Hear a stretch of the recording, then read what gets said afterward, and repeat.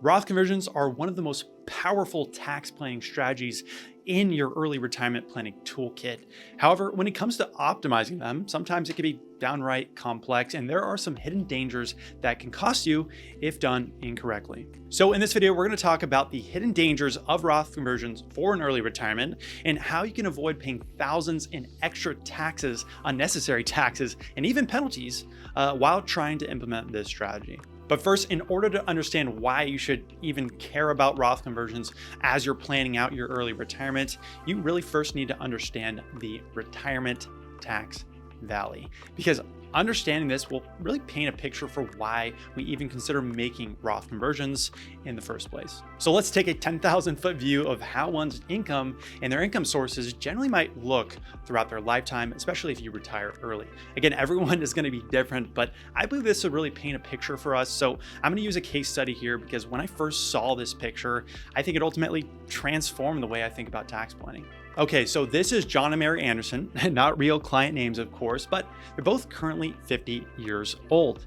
And both of them want to retire at about 55 in about 5 years or so, both at the same age. Now, they've read online about Roth conversions and really are wondering if the strategy might be right for them, especially as they prepare for an early retirement. I mean, right now they're making around $336,000 per year, and that's going to put them in the 24% tax bracket here.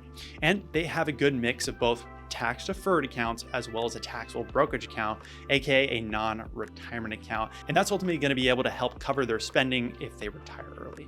So let's see how your early retirement income traditionally comes together. Then we can start to see that tax valley. And I'm going to pull this up on my screen. It's essentially one of the software programs that we use for our clients when analyzing early retirement income streams or just retirement income streams in general. Okay, so what you're looking at with this hatchet looking thing is their lifetime income sources. You can see that they both have salaries until they officially retire in about 2028, and which these blue sections right here are essentially their salaries, their monthly income while they're working, and it's their highest earning years.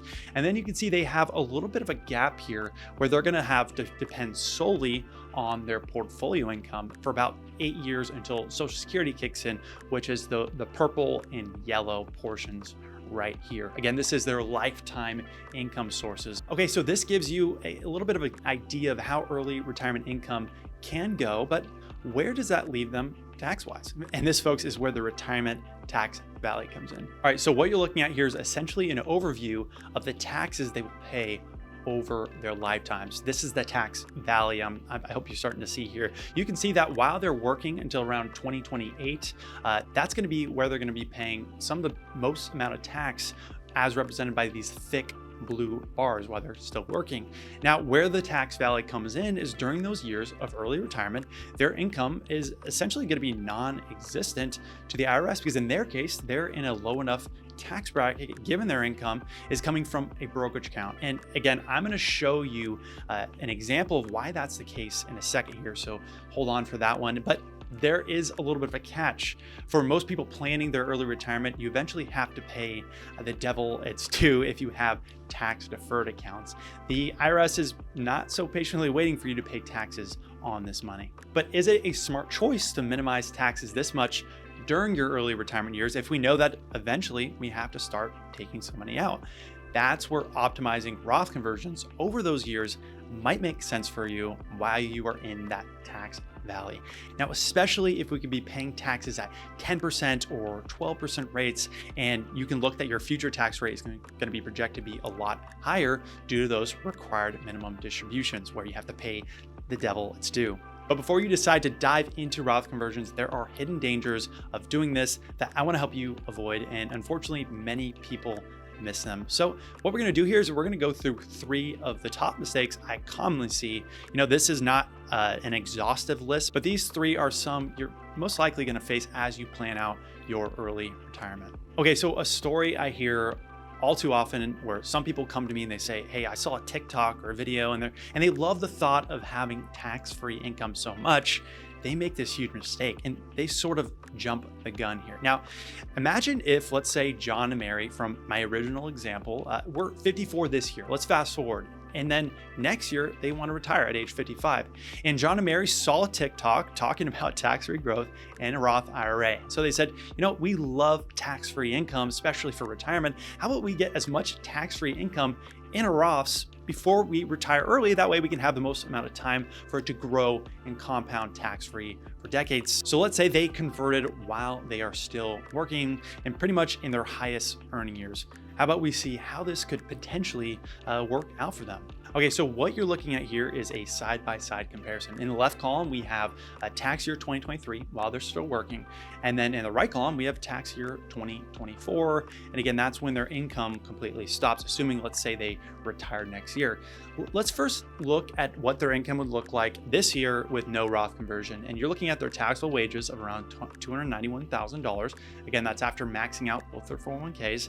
And from there, we're going to keep going down here. So also, let's assume they're taking the standard deduction for them would be $27,700. Where does that put them tax-wise? So their estimated taxes would be around $50,000, and that's just federal taxes here, putting them in the 24% marginal bracket. Now let's see what would happen if we decided to convert $28,000 during this year. How would that affect their tax bill? And again, if we pull up, and I'm going to add a Roth conversion here. Let's assume we did a $28,000 Roth conversion. And you can see the incremental cost of that Roth conversion is $6,720. So that's 24% of the Roth conversion. If they decide to do it this year, and I might be paying the obvious here, but let's continue here. So let's assume next year, maybe we decided that next year we'll do the Roth conversion instead of this year. Let's do that same $28,000 Roth conversion. And you can see that the incremental cost of doing that Roth conversion would be $0. And of course, that's because their income is basically non-existent. They're not having any wages. Their income is coming from their, essentially coming from their taxable brokerage account. Now, as you can see, if they converted too early, they end up paying nearly $7,000 in taxes versus if they just waited a year. Now, I get it. Some of you might be saying, no, duh, Matt. Obviously, they are in their highest earning years. They shouldn't have done that. This is a mistake, but it's an obvious one. Why are we even talking about this? And I have to say that you would be surprised. There is this allure of having tax-free income in a Roth that unfortunately has tricked a lot of different investors into thinking this is the way to go before you retire at all costs. And this really comes down to your current rate versus your futures rate. And this is a huge point here, and I'm going to paint a final example so you can understand what I'm talking about here. Okay, now say you're in the top tax bracket, and then you decide that you're going to convert over $215,000 of your IRA while you're in that highest tax bracket. And we're just talking about federal taxes here. But if we project out your future tax rate with the conversions factored in, we can estimate that you're actually going to be in the 24% tax bracket, right?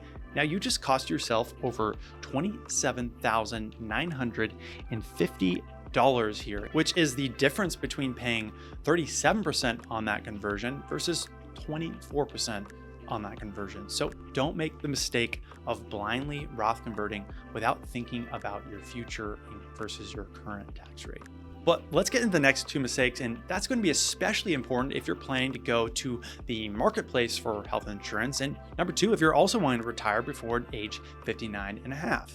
But first, let's not forget about the Tax Cuts and Jobs Act that went into effect in 2017, and that's actually set to expire at the end of 2025. So there's going to be a lot of changes that are going to take effect that might leave you owing more in tax. And it's why you, your advisor, or your tax professional should definitely be aware of this. And here are a few changes that might take effect. One, many people are actually going to be pushed into higher tax brackets essentially a lot quicker than they used to.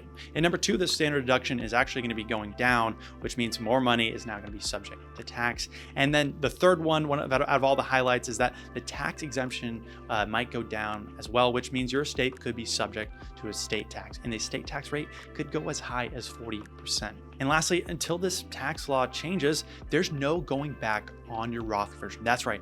Once you convert to Roth, you can't go back and say, sorry, I overdid it. Once it's done, it's done. And again, these are just additional reasons why you should be strategic about not only your Roth conversions, but also how the ever-changing tax policy might affect you and your early retirement. And that's why we read thousands of pages of these tax policies each year, so our clients don't have to, and we know most of our politicians probably don't read them either. But let's say you're someone going into early retirement and you're frugal and expect your tax rate to be pretty low. Should you still do Roth conversions if you're on a marketplace health insurance plan? For example, if you keep your income less than 400% of the poverty limit in your state, you may be eligible for premium ACA tax credits, which are basically tax credits where the IRS pays part of your premiums directly to the insurance company. But there is a catch, and that catch is that you have to stay below specific income numbers at the end of the year, or there's going to be a penalty. So if you expect to be on this type of health insurance plan, you want to be careful about how much you take in Roth conversions, because yes, they could count against you. So here's what you need to ask yourself. Will the tax savings from Roth conversions exceed what you'll be paying in premiums? And this sort of leads me to one of the other big mistakes, which we're going to talk about, especially if you're under the age of 59 and a half. Okay, so thirdly, let's say you perform a $100,000 Roth conversion in your first year of early retirement. You avoided all the mistakes we talked about, and you calculated that the tax savings of doing these Roth conversions today would essentially be more beneficial than waiting until RMD age. Okay, so say the taxes you pay on a $100,000 conversion is $20,000, and just for simplicity's sake, the question is, where are you going to pull from to pay those taxes? Because this is key here and could be a major mistake if done incorrectly. And I want to show you a real example of why this matters for you. Okay, so here is Bill, and Bill is 40 years old. He has a traditional IRA that's worth around $800,000. So Bill discussed the possibility of a Roth conversion with his advisor, but was concerned he did not have the extra funds available to cover the taxes due on the conversion. So Bill's advisor suggests having the taxes withheld from the IRA during the conversion. Unfortunately, despite the advisor's best intentions, this is bad advice, and Bill is unaware of the consequences that this recommendation is going to bring him. So Bill converts $100,000 and has $20,000 withheld for taxes from his IRA. So what happens from here? Well, what happens is the $20,000 never gets converted, and the IRS actually counts this as an early withdrawal, and Bill unfortunately is hit with a 10% penalty of $2,000. Now, this is why you should think twice about having Roth conversions held on a conversion for anyone under 59 and a half. But Roth conversions are just one of the many tools in your toolkit for early retirement. But I'll say it here first, early retirement is actually not the best option for everyone. In fact, it can be outright dangerous for you if you don't take the right approach. But I've really found a framework that has changed my life in the way I view early retirement. And I actually talk about that framework and what it is. And you can learn more about that framework by clicking right here. Once again, this is Matt. I'm a certified financial planner and advisor over at Wonder Advisors. If you'd like to talk with me or someone on my team about your plan to retire early, feel free to click the link in the description below, and we'd be happy to talk to you. Thanks for watching, and I will catch you guys on the next video.